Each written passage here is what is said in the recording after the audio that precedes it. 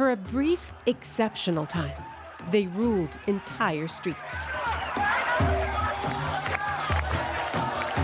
Men and women possessing public space to call for freedom.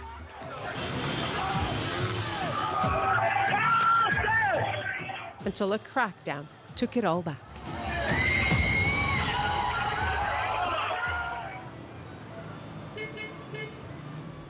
When we were last here in 2009, squares like this one were full of protesters. It was a spontaneous movement, an angry reaction to what many believed was a fraudulent election. But a whole class of activists emerged to lead the way, and most of them are gone now. If they didn't leave the country, many of the activists were thrown in prison. So were many others in the years to come. Human rights activists, women's rights advocates, anyone who dared to dissent. Yet somewhere in these streets, despite the dangers, a few remain active, especially on women's rights. They work clandestinely, using pseudonyms, and mostly online. One of them agreed to talk to us. We know her as Sarah. Women inside the Iran, they are all, it's like daily life fighting because everything is against you. Women in Iran, they want to change. They don't want to let you, change the situation. Women occupy an intricate place in Iran. More of them are at university than men, but they're blocked from certain disciplines. 3 of Iran's vice presidents are women, but none are allowed to be judges. There are constant reminders that they are not equal, especially since their prominent role in 2009. Those reminders are everywhere. The battle playing out even over a crucial US-Iran volleyball game in June. Women are banned from such games. But the government said it would allow some to attend anyway. Hardliners protested bitterly, forcing the government to backtrack. The answer is the same from the 10 years ago. It's a symbol of the excluding women from the public places. When the ban came in 3 years ago, activists stepped up the sit-ins and protests. But when arrests started again, the protest moved online. And this past June, it went global, with a Twitter storm demanding Iran open its stadiums, many calling it the right of every woman to enter them. Sarah is behind most of it. It was safer not to meet in person. She risks 4 to 5 years in prison just for publicly expressing her views on the ban. It's, haram, which is the, Islamic terms, that women see the, naked part of the man's body. This is the reason. But we are telling them, it's ridiculous. It's 21st century.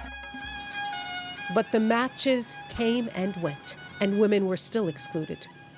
Inside Iran, the most public protest was this, painted by an artist known as Black Hand to show solidarity.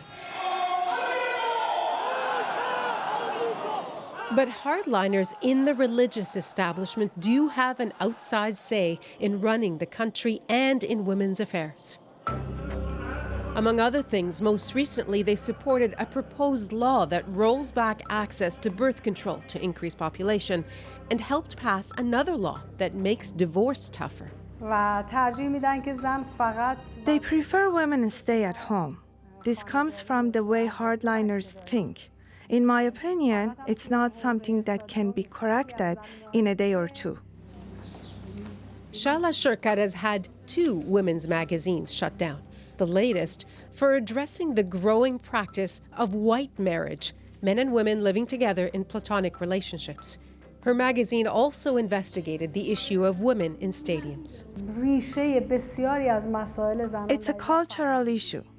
As long as gender segregation exists, the situation won't change.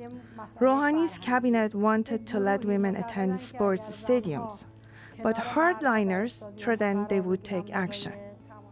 The government admits it did yield to the hardliners, that while it wants change, it isn't easy, says Massoumeh Ibtikar, one of Iran's 3 female vice presidents.